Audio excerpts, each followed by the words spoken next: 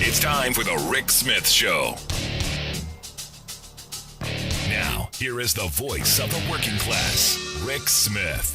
Can you reach the working class voters and say, hey, we can finally maybe get some of the things that need to be done? Maybe we get rid of someone like Joe Manchin in West Virginia and somebody who's a little bit more working class minded. Maybe someone out in Arizona knows what a day's labor is like. I don't know. I'm hopeful, but I don't know. I'm here to share some thoughts on the world that we live in. His most recent piece, Biden just officially surrendered on progressives' top priorities. And look, he had my next guest, Max Byrne, had the greatest analysis of the president, I think. He wrote that Biden's critical weakness rests, as always, in believing there is an untapped reservoir of goodness and civic mindedness in the Trumpified Republican Party. I would just take the Trumpified part out and say the entire Republican Party. Max, thanks for taking time for us. Thanks for having me. So I think your assessment is perfectly accurate. I think Biden still thinks he's one of the good old guys in the Senate.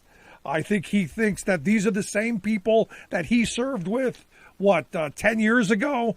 I think he still believes that these are the same people who care about the same country that he cares about, and I think he's dead wrong. Yeah, it's absolutely right. I mean, right over my shoulder is a picture of then Vice President Joe Biden from Obama's second inaugural. You're telling me this guy didn't know Republicans hated Democrats? He lived through 8 years of this with Barack Obama, and to say that he thought Republicans would come around in a spirit of civic mindedness, it beggars belief. But here's the thing, and this is where I'm going to push back a little bit, because let's say he thought that Republicans were going to be okay. You still got to think that it's the Democrats who are going to help you out. I don't think if you would have said, back a year ago today, that it would be Joe Manchin and Kyrsten Sinema who were going to stop his entire agenda, stab him in the heart, and doom the Democrats to massive losses in the midterms. At least that's the way it's looking right now. I don't think many people would have jumped on and agreed with you. Do you?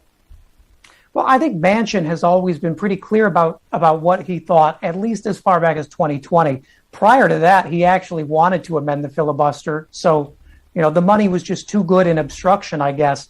Kyrsten Sinema has been a complete personality change to the point where all of her supporters, liberal groups, donors are completely abandoning her.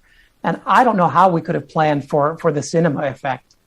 Yeah, well, she's going to run for president, Max. I mean, that's from, and I don't know if that's actually true. I don't know if that's been, I don't know. That seems a little bit far-fetched. I'm going to burn down all of my support. NARAL's going to pull their support from me, and I'm then going to run for president. I don't know that the calculus is all that correct on that process. Yeah, she's clearly listening to Tulsi Gabbard's political advisors who said, you're going to be a shoo-in. People love people who hate voters. That's a winning ticket. And she's in trouble. I mean, she's clearly not going to run again because she's completely underwater with Democrats. And even worse, Republicans in Arizona still don't like her. There is no level of appeasement you're going to be able to give Republicans to make them like a Democrat. It's just not going to happen. Yeah. Let's talk about the surrendering on progressive priorities. I don't think the president surrendered. I don't think he had a choice. Do you see a path differently? Do you see a way that this could have been done differently, that he didn't have to do what he's done, or do you think there's something else? I think had we kept Build Back Better and the bipartisan infrastructure bill together for another month or month and a half, you likely would have had some leverage with Joe Manchin to get a modified child tax credit. And that's really the important part of this. That child tax credit is one of the most effective pieces of anti-poverty legislation in history. Yep. And because we split these up, because we let Manchin essentially run the show, we have now sacrificed 4 million children back into poverty if we don't get this passed immediately. Now, here's my thought, and this is where we disagree a little bit. I don't think Manchin moves at all. I think he likes the fact that he's the fly in the ointment, and I would have thought that nothing would have gotten done. And I said this from the beginning, and this isn't new. I said, months before, this was all done. I said, eventually my fear is nothing gets done. Because the progressives aren't going to give on theirs, the moderates aren't going to give on theirs, and I thought that the SALT tax thing was going to jump in there as well. So there's all of this stuff going on that eventually they just eat their own, because this is what Democrats do. They convene the circular firing squad and they shoot each other in the foot.